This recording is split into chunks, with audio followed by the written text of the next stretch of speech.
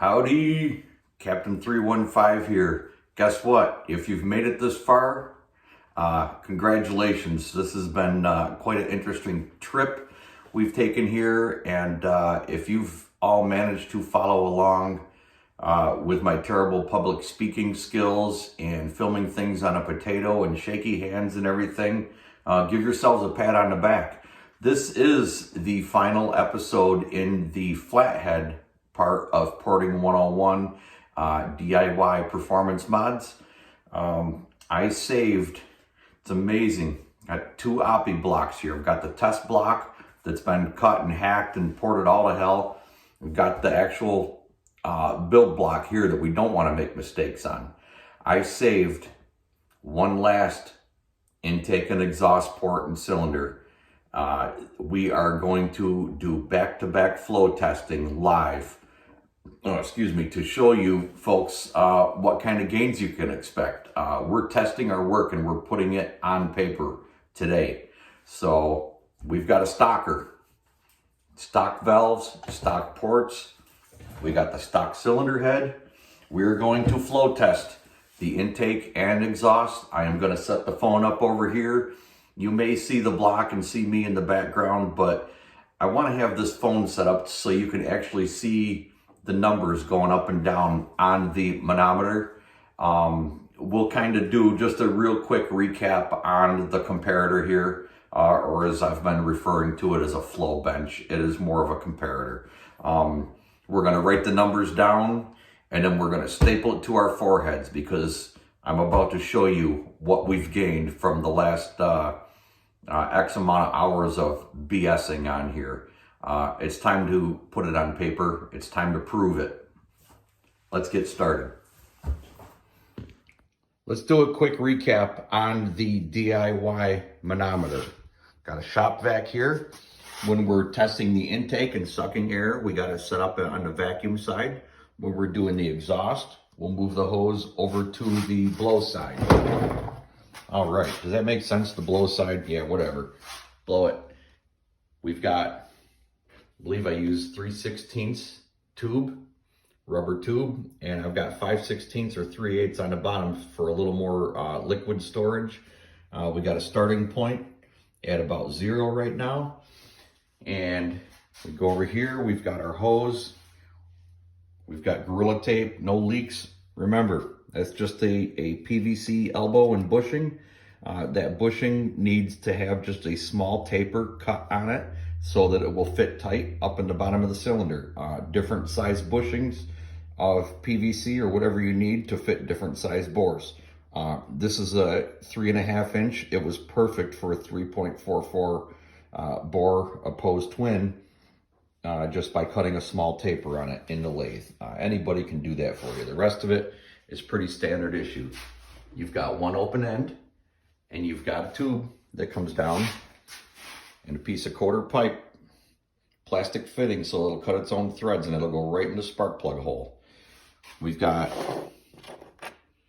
these little individual pieces that we're going to stick in the valve chamber to lift the valve. Remember, you're going to want to have something that's going to start you at 0. These are actually, if you want to get technical, 60 thousandths of an inch thick versus 50. So a lot of my numbers, I've been writing down 50, 100, 150, 200. If we're going to get technical, it's 60, 120, 180, 240. Remember what we talked about.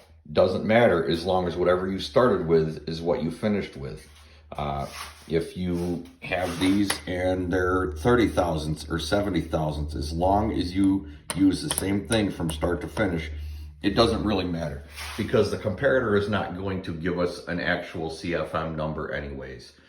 Just remember that whatever you use to space this out, you want to be able to check low lift and high lift. That is all covered. Guys, nothing to this, okay, right? When we got it on the intake side, the shop vac is pulling a vacuum. It is going to suck fluid up this side and try to pull it up through that tube. When we hook it to exhaust and we're blowing through the spark plug hole, it is going to try to blow the liquid up this side for a reading. Again, this is just a comparator. When you got the valve at 200 thousandths and this thing's at 15, it doesn't mean anything. It just means that You want to see it at 14, then you made an improvement. If it goes to 16, you screwed something up. So I am going to set this up mainly focusing on the manometer itself, but you may kind of catch my ugly mug in the background. But I am simply going to be over here turning the shop vac on and off, installing one shim at a time, and scribbling down numbers. We will look at these numbers when we're all done. We're doing intake and exhaust 100% completely stock right now, and then we will do the full soup to nuts, porting, relieving, cutting the cylinder head, good valve job, and then we're going to do it again, and we'll look at these numbers.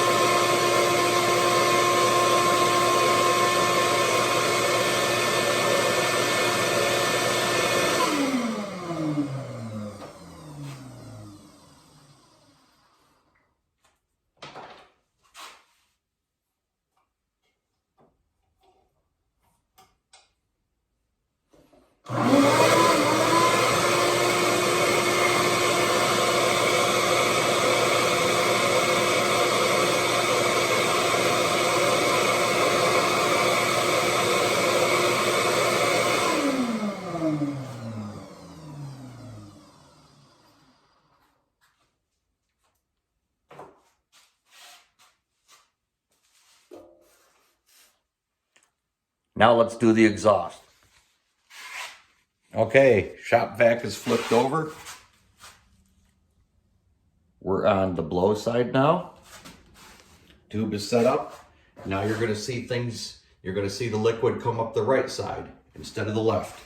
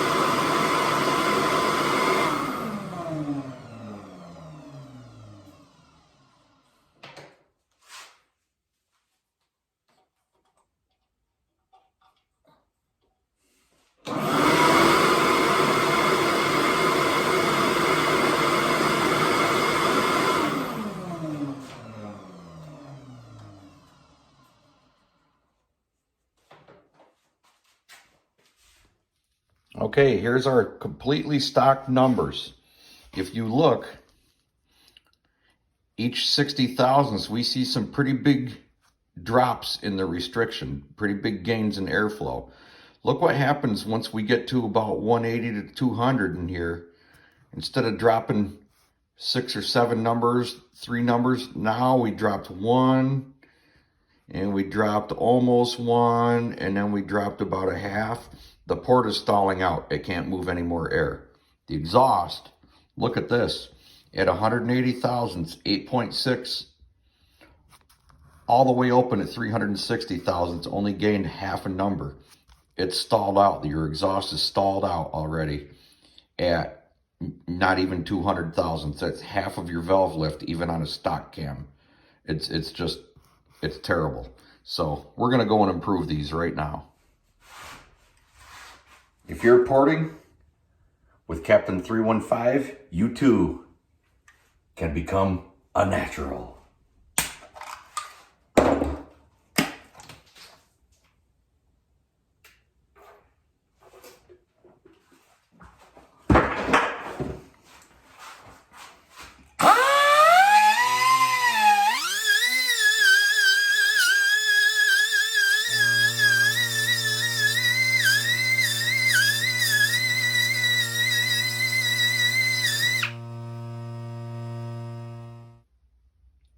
Look at all that material.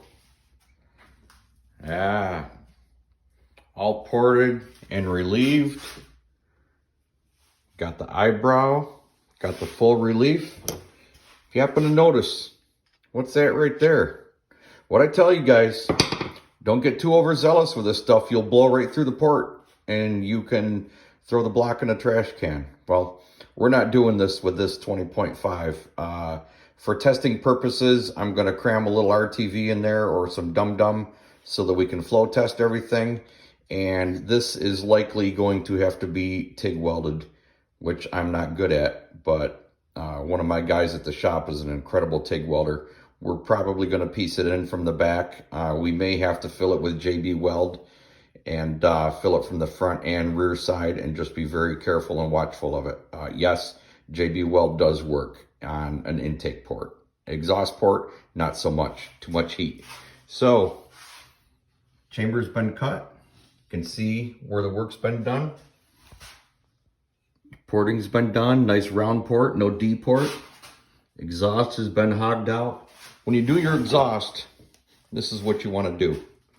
Take a measurement of your seat right here, okay?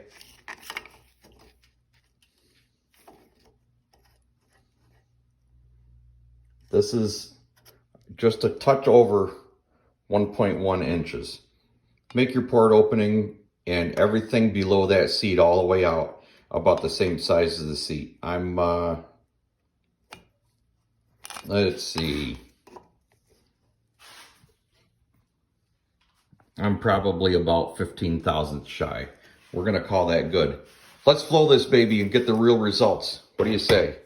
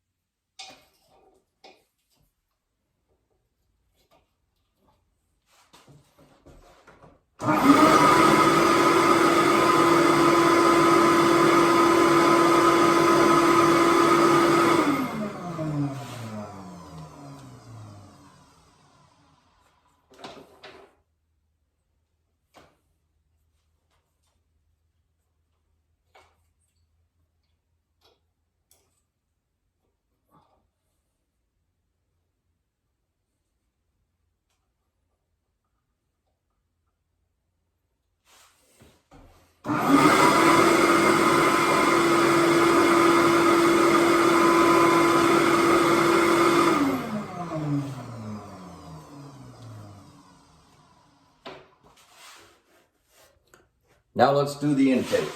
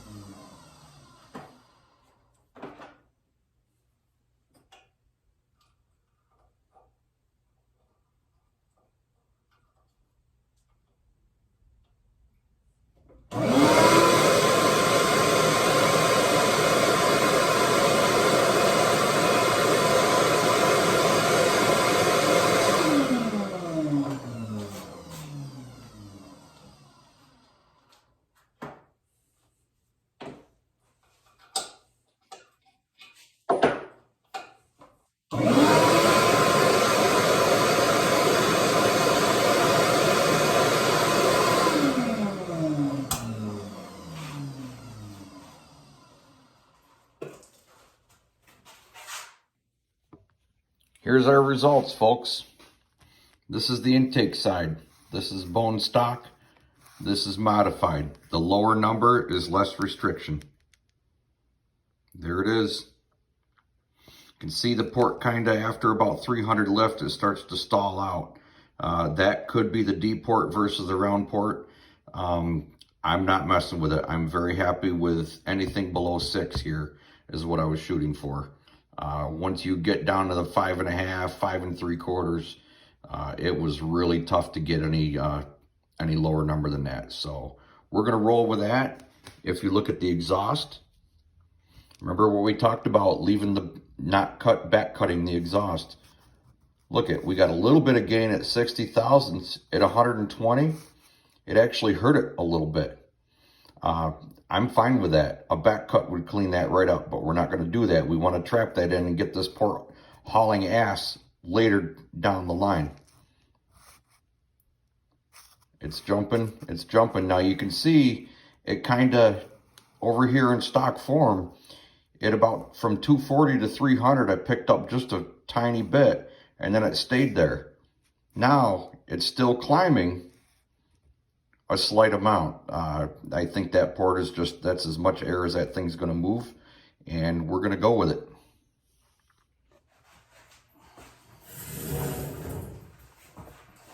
Folks, this concludes the porting 101. Hopefully you all learned some tips and tricks. Hopefully you learned to not port through the side of your port wall like I just did. I say you're probably going to throw your block away. It's probably not worth it. In this case, we're going to go for a repair. If you do that in the cylinder area or in the exhaust port, you can probably hang it up unless you can get in there with a very small cup and TIG weld it. I suppose there's a chance. This one on the intake side, yeah, it sucks, but we're going to give it a shot.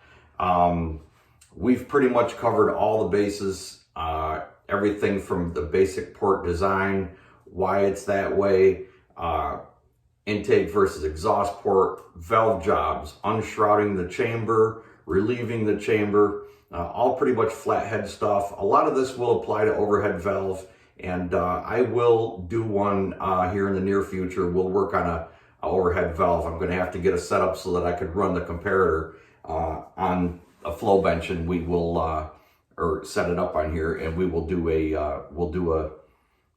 overhead valve for you. Hope you all enjoyed. Stay tuned. There's always more to come. If you have any questions, comments, concerns, I'm doing a little bit better about responding on the YouTube channel. If not, you know where to reach out and find me. I'm out there in tractor land, folks. By the way, Red02, you all know who he is as well, right? That's right. That was a t-shirt from the Top Tractor Challenge, which I did all right in. We're just going to leave it at that. Folks, be good. Stay in touch.